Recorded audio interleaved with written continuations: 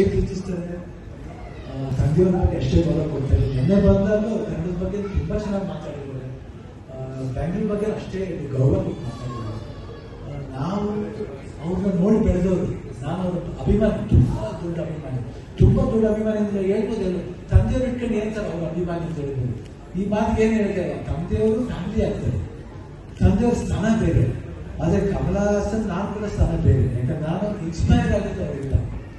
ನನ್ನ ಒಂದು favourite actor, ನಿಮ್ಗೆ ಹೇಗೆ ಫೇವ್ರೆಟ್ ಆಕ್ಟರ್ ಇತ್ತು, ನನ್ನ ಒಂದು ಫೇವ್ರೆಟ್ ಆಕ್ಟರ್. ಖಂಡಿತ ಅವ್ರಿಗೆ ಗೊತ್ತಾಗುತ್ತೆ, ಅವ್ರು ಖಂಡಿತ ಅದಕ್ಕೆ ಏನ್ ಕೊಡ್ಬೇಕು ಅವ್ರು 100% ಕೊಡ್ತಾರೆ ಅನ್ನೋ ಭಾವನೆ ನನಗಿದೆ. ಯಾಕಂದ್ರೆ ನಾವು ಸಮಾರಂಭಕ್ಕೆ ಹೋಗಿದ್ದು, ನಮ್ಮನ್ನ ಗೌರವದಿಂದ ಕರೆದಾಗ ಗೌರವದಿಂದ ಹೋಗಿದ್ದೀವಿ. ಅದೇನಾಗಿ ಅಂತ ನಮ್ಗೆ ಗೊತ್ತಿಲ್ಲ. ಬಂದು ನೋಡಿದಾಗ, ನಿನ್ನೆ ಬಂದಾಗ ಇಲ್ಲೇ ಇದ್ರು, ಎಲ್ಲಾದ್ರೂ ಮಾತಾಡ್ತಾ ಇದ್ರು, ಇಲ್ಲೇ ಕೇಳ್ಬೋದಾಗಿತ್ತು ಎಲ್ರೂ. ಬಟ್ ಯಾಕೆ ಕೇಳಿದ್ರೆ ನಮಗೂ ಗೊತ್ತಿಲ್ಲ. ಬಟ್ ಕನ್ನಡ ಪ್ರೀತಿ ಅನ್ನೋದು ಯಾರೋ ಒಬ್ರು ಮಾತಾಡಿದಾಗ ಮಾತ್ರ ಬರಬಾರ್ದು, ಇದು ಥ್ರೂಔಟ್ ಆಗಿರ್ಬೇಕು. ನಾ ಚಾನಲ್ಗೂ ಹೇಳ್ತಾ ಇದ್ದೀನಿ, ಬರೀ ಈ ಸ್ಪಾಟ್ ಬಂದಾಗ ಮಾತ್ರ ಕನ್ನಡನ ಚಿಕಿತ್ಸೋದಲ್ಲ. ಕನ್ನಡ ಚಿಕಿತ್ಸೋದು ಇವತ್ತಲ್ಲ, ಯಾವಾಗ ಚಿಕಿತ್ಸಬೇಕು. ಅದು ನಾವೀಗಲ್ಲ, ಕನ್ನಡಕ್ಕೋಸ್ಕರ ಹೋರಾಡ್ತೀವಿ, ಸಾಯ್ತೀವಿ. ಬೇಕಾದ್ರೆ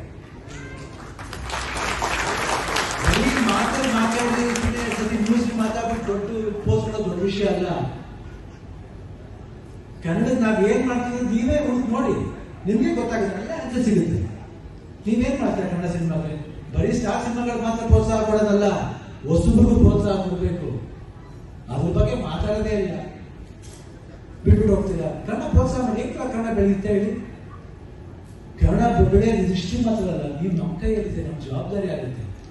ದಯವಿಟ್ಟು ಬೇರೆ ತರ ಅರ್ಥ ಮಾಡ್ಕೋಬೇಡಿ. ನಿಮ್ ಮನಸ್ಸು ನೀವೇ ಮುಟ್ಟು ನೋಡ್ರಿ, ನಾವು ಮಾಡ್ತಿರೋ ಸರಿನಾ ತಪ್ಪ ಅಂತ ನೀವೇ ನೋಡ್ಕೊಳ್ಳಿ. ಅವಾಗ ನಿಮ್ಗೆ ಅರ್ಥ ಆಗುತ್ತೆ, ನಿಮಗೆ ಉತ್ತರ ಸಿಗುತ್ತೆ.